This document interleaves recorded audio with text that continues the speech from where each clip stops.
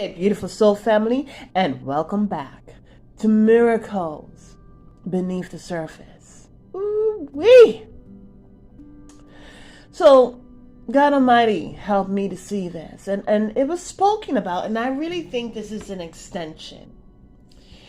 And what's so interesting is it's found out in Genesis, okay?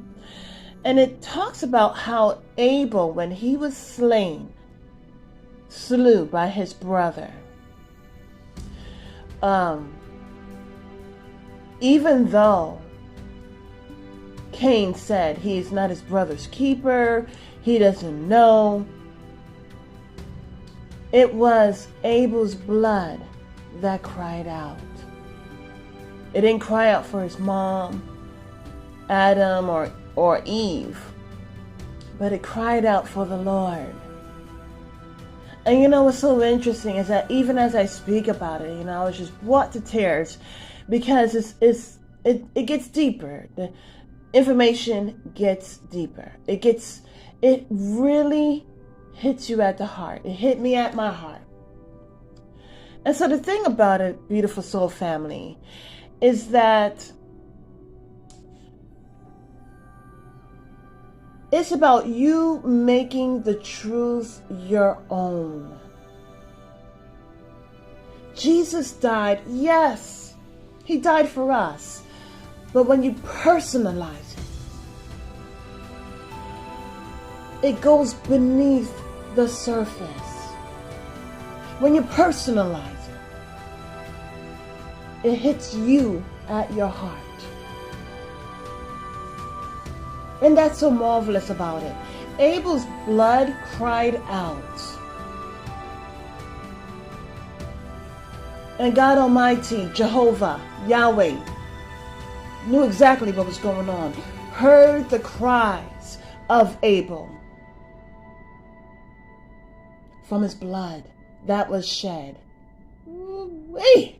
So here, what I see is that what was shown to me is that Jesus' blood cries out. As brought out in 1 John chapter 2, verses 1 and 2, it says, do not sin. But if you do sin, Jesus is our advocate. Now we plead the blood of Jesus over us, covering us. And as the blood of the Lamb is covering us, protecting us, in the midst of his blood that covers us, cries out, hallelujah. And for me, that's astonishing. Well, even when we are not saying anything, on a spiritual plane, something else is going on. On a spiritual plane, the blood of Jesus is crying out, advocating for us, protecting us.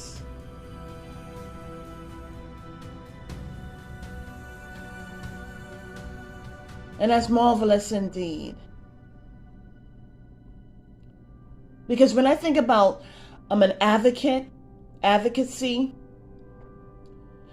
it's kind of hard to get those people to support you and even to believe in you unconditionally. Now, Jesus died for us all. And the blood that he shed, his life that he gave it unconditionally. He said, what's so interesting is he said, it's not by my will, but by the will of our Father.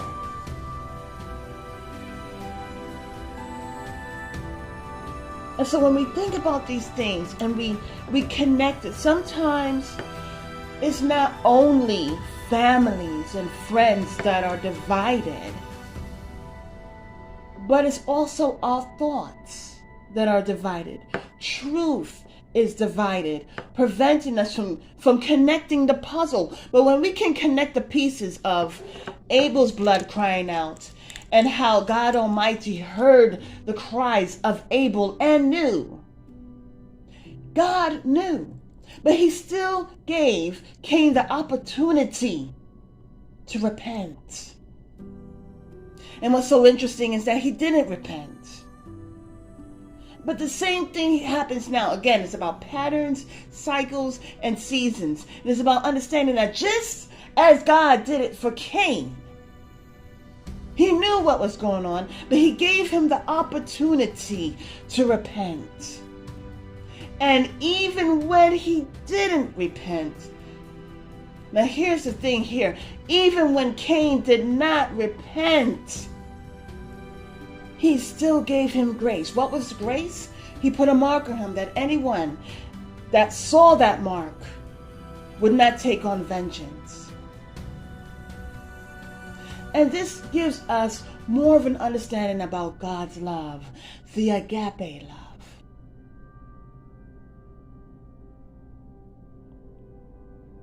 And it also talks about the blood of the Lamb that cries out. So here's a sign that I think is so fitting. Now on this sign, it looks like a checklist. And I will indeed show a picture. And on the very last one, my eyes just fell upon it. And the last thing on this checklist says this: I love you so much. Please love me just for being me, not just for the things I can do. Hallelujah. Now,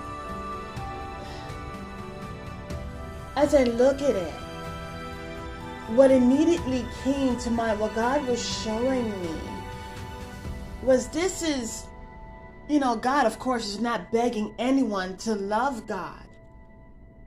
But as we see in terms of patterns and cycles and seasons, in which we see how God provided a way for his children, for the Israelites.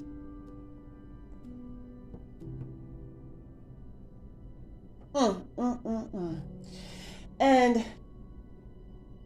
each time, well, not all of them, but there was a good percentage of Israelites that turned their back against the Lord, and they went for the other gods and statues and images and idols. And so what's so interesting is that on the bottom of this list, it says, I love you so much, please love me. How many people in this world would like that? They would love someone to love them back. And not for the things that they can do, but just because of who they are.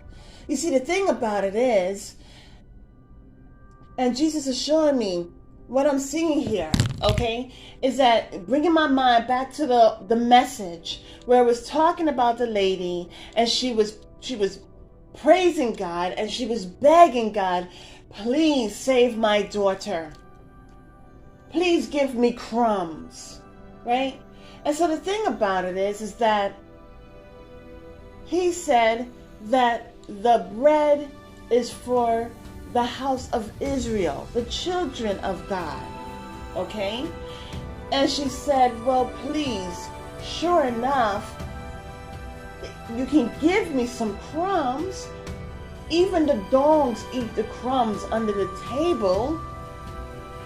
And when she said that, he said, your faith has made your daughter heal.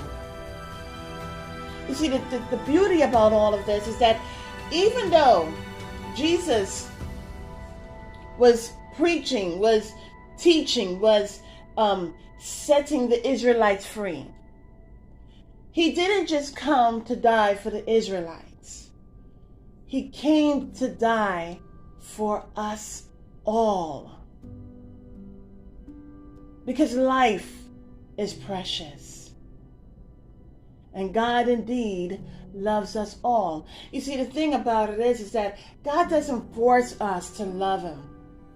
But because of the unconditional love that is constantly shown everyone, it says the sun rises and sets and the rain falls on both the righteous and the unrighteous.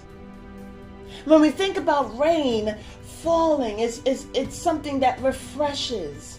It's something that quenches the thirst. And it falls upon the righteous and the unrighteous. You see, both the righteous and the unrighteous has an opportunity to repent, has an opportunity to set their lives straight.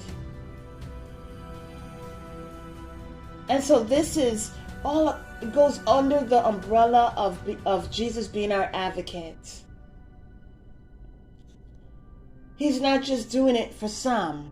He didn't just give his life for some. He gave his life for us all. And so, in knowing that his blood cries out, advocates for us on our behalf, may this be an encouragement. You know, as I read this, it says, I love you so much. How much? So much. And if we could just get to that understanding about the agape love, the unconditional love. Now God, and the rest of it says, please love me. God is not begging us to love him. But if we could just reflect on all that God has done, may we be moved to love God, not just for the things that God can do, but for who God is. So let me read the rest of this. It says, please, Mom. It's actually a letter written to a mother or a father. And it says, my hands are small. I don't mean to spill my milk. My legs are short. Please slow down so I can keep up with you. Don't slap my hands when I touch something bright and pretty. I don't understand. Please look at me when I talk to you. It lets me know you are really listening. My feelings are tender. Don't nag me all day. Let me make mistakes without feeling stupid. Don't expect the bed I make or the picture I draw to be perfect. Just love me for trying. Remember, I am a child, not a small adult. Sometimes I don't understand what you are saying. I love you so much. Please love me just for being me, not just for the things I can do. And so as even reading through that, it helps, may this letter help us to say, you know what, I am a child of the Most High. And as this child is writing this letter to his mother or to a father or both, he or she, the child, is saying, please be patient with me as I'm learning the lessons in life. And what's so interesting in seeing it on both sides is that this allows us to see how much an awesome God our Father is, or how awesome our Father is. That he's patient, long-suffering, gentle, and kind. I think this is the season for seeing who God truly is, not from the lies of the world,